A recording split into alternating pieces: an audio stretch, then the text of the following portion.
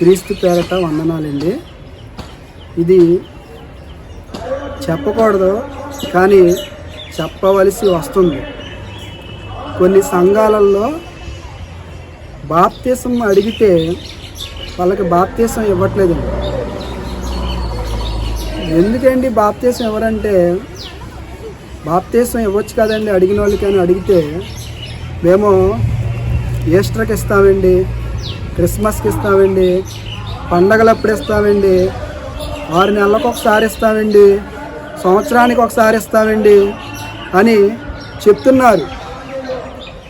ఆ బోధకుడిని కూడా ప్రశ్నించడం జరిగింది. మీరు బాప్తిస్మం ఎందుకని ఇవ్వరండి, ఇవ్వచ్చు కదా బాప్తిస్మం అడిగిన వాళ్ళకే అని అడిగితే, మేము పండగలకి ఇస్తామయ్యా, మేము బైబిల్ ప్రకారం నడవము, చర్చి ఏం చెప్తుంది, చర్చి ప్రకారం నడుస్తాం, సంఘంలో ఉన్న పెద్దలు ఏది చెప్తే అదే మేము పాటిస్తాం, బైబిల్ పాటించాం అని ఆ సంఘ కాపరి ఆ పాస్టర్ గారు చెప్పడం జరిగింది. ఇప్పుడు బాప్తిస్మం బైబిల్ ఏం చెప్తుంది, ఎప్పుడు తీసుకోవాలి బాప్తిస్మం? ఇప్పుడు ఒకవేళ ఆ పండగలకు ఎప్పుడో ఇస్తాడు ఆయన, సంవత్సరానికి ఇస్తాడో, 6 నెలలకు ఇస్తాడో, ఈస్టర్కి ఇస్తాడో, క్రిస్మస్కి ఇస్తాడో ఇస్తాడు. ఈ లోపల ఆ పశ్చాత్తాపడి తన పాపాలను కడుక్కోవాలనుకున్న ఆ పాపి చనిపోతే గనుక నరకానికి వెళ్ళిపోతే ఎవరు బాధ్యులు? ఆ పాస్టర్ కాదా? ఆ పాస్టరే కారణం, ఆ సంఘ పెద్దలే కారణం. ఎందుకంటే దేవుడు చెప్పింది చేయకుండా మనుషుల పారంపర్య ఆచారాలని పాటిస్తున్నారు. దేవుడు చెప్పింది చేయాలి. బాప్తిస్మం అడిగిన వెంటనే అతనిలో పశ్చాత్తాపం కలిగి అతను తీసుకుంటాను, నేను ఏ అబద్ధాలు ఆడినో, వ్యభిచారం చేయను, నరహత్యలు చేయను, నేను ఏ పాపం చేయను, నేను పశ్చాత్తాపడ్డాను, నేను మారు మనసు పొందాను, ఇంకెప్పుడు తప్పు చేయను అని చెప్పి అతను చెప్పినప్పుడు అతనికి బాప్తిస్మం ఇవ్వాలి. ఇక్కడ నా సొంత మాటలు నేను చెప్పడం కాదు, బైబిల్ మాట చెప్తాను, బైబిలే చెప్తాను. అపోస్తుల కార్యములు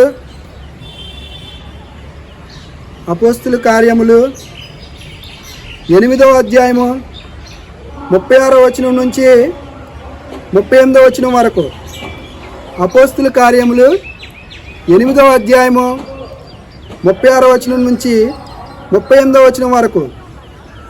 వారు త్రోవలో వెళ్ళుచుండగా నీళ్లున్న ఒక చోటికి వచ్చినప్పుడు నపుంసకుడు, ఇదిగో నీళ్లు, నాకు బాప్తిస్మం ఇచ్చుటకు ఆటంకమేమని అడిగి రథము నిలుపమని ఆజ్ఞాపించెను.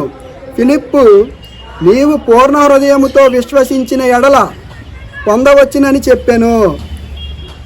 అతడు యేసుక్రీస్తు దేవుని కుమారుడని విశ్వసించుచున్నానని ఉత్తరమిచ్చెను. అతడు యేసుక్రీస్తు దేవుని కుమారుడని విశ్వసించుచున్నానని ఉత్తరమిచ్చెను. ఫిలిప్పు, నపుంసకుడు ఇద్దరును నీళ్లలోనికి దిగిరి. అంతటా ఫిలిప్పు అతనికి బాప్తిస్మం ఇచ్చెను. వారు నీళ్లలో నుండి వెడలి వచ్చినప్పుడు ప్రభువు ఆత్మ ఫిలిప్పును కొనిపోయెను. నపుంసకుడు సంతోషించుచు తన త్రోవను వెళ్ళెను.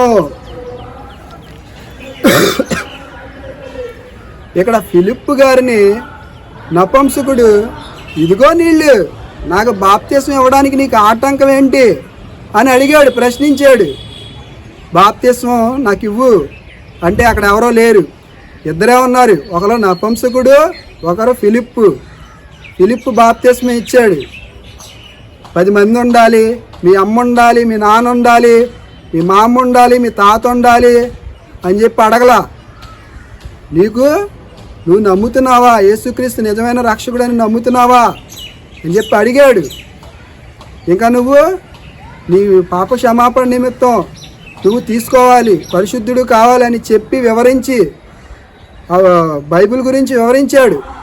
వివరించినప్పుడు నేను బాప్తిస్మం తీసుకుంటాను అని చెప్పి ఆయన, ఇగో నీళ్ళు నాకు బాప్తిస్మం ఇవ్వని అడిగాడు. లేదు, నీకు సంవత్సరం అయ్యాక ఇస్తాను, 6 నెలలు అయ్యాక ఇస్తాను, క్రిస్మస్కి ఇస్తాను, లేదా నీకు ఈస్టర్కి ఇస్తాను, నేను కనిపెట్టాలి అని అడగలా ఫిలిప్పు. వెంటనే అతనికి బాప్తీసం ఇచ్చాడు. అతని దేశానికి అతను నపుంసకుడు వెళ్ళిపోయాడు.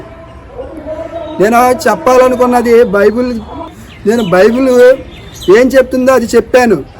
నాకు పాస్టర్ల శత్రువులు కాదు. పాస్టర్లు అంటే అందరూ కాదు, ఎవరైతే అబద్ధ బోధ చేస్తున్నారో, భ్రష్ట బోధ చేస్తున్నారో వాళ్ళ గురించి మాత్రమే చెప్తున్నాను. ఇలాంటి వాళ్ళు పలానా సంఘం అని నేను పేరు చెప్పను, కానీ ఆ సంఘానికి చాలా చెడ్డ పేరు వస్తుంది. అందుకని నేనేం చెప్తున్నానంటే, ఇలాంటి వాళ్ళు ఎవరైనా ఉంటే సరి చేసుకోవడం మంచిది. ఇప్పటికైనా మారి మీ బోధన మార్చండి, భ్రష్ట బోధ చేయకండి. దేవుడు ఏం చెప్పాడు, బైబిల్ ఏం చెప్తుంది అది చేయండి. మేము మనుషులు కల్పించుకున్న, సంఘ పెద్దలు కల్పించుకున్న ఆచారాలు మేము పాటిస్తాం అంటే కుదరదు. బైబిల్ ఏం చెప్తుందో అది మాత్రం చేయండి. నేను రిక్వెస్ట్ చేస్తున్నా. అర్థమవుతుందా? మీ వల్ల నరకానికి వెళ్ళిపోయారు అనుకో, నువ్వు చచ్చి నరకానికి వెళ్ళిన తర్వాత ప్రభు నీ నామంలో మేము స్వస్థతలు చేయలేదా, నీ నామమున మేము ఎన్ని కార్యాలు చేసాం, ఎంతమంది బాప్తీసాలు ఇచ్చాం అని నువ్వు చెప్తావు. ఎప్పుడు ఇచ్చావమ్మా? నువ్వు అడిగినమ్మటే ఇచ్చావా? 6 నెలలకు ఇస్తానని చెప్పావా? సంవత్సరానికి ఇస్తానని? వాళ్ళందరూ నరకానికి వచ్చారుగా నీ వల్ల.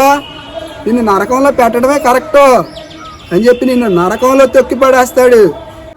సమయం చాలా కొద్దిగా ఉంది, ఎప్పుడు ఎవరు చనిపోతారో తెలీదు. అర్థమవుతుందా? ఆత్మ ఉండగానే నువ్వు సరి చేసుకో. బోధకుడు అని నువ్వు గొప్పవాడు అని నువ్వు అనుకుంటున్నావు. ప్రవక్తలనే దేవుడు చంపేశాడు మాట ప్రకారం నడుచుకోనందుకు. ఒక దారిలో వెళ్ళవయ్యా అంటే ఇంకో దారిలో వెళ్ళినందుకే ప్రవక్తలనే చంపేశాడు. అర్థమవుతుందా? నువ్వు గొప్పవాడు అని నువ్వు అనుకుంటున్నావు. బైబిల్ చెప్పింది చెయ్యి, భ్రష్ట బోధ చేయకు. అర్థమవుతుందా? ఇప్పటికైనా మేలుకో. ఎవరు బాప్తిస్మం అడిగినా సరే, ఎవరు అడిగినా వెంటనే నువ్వు బాప్తిస్మం ఇవ్వు. లేకపోతే దేవుడు నిన్ను నరకంలో తొక్కిపడేస్తాడు. అర్థమవుతుందా? గుర్తుపెట్టుకో.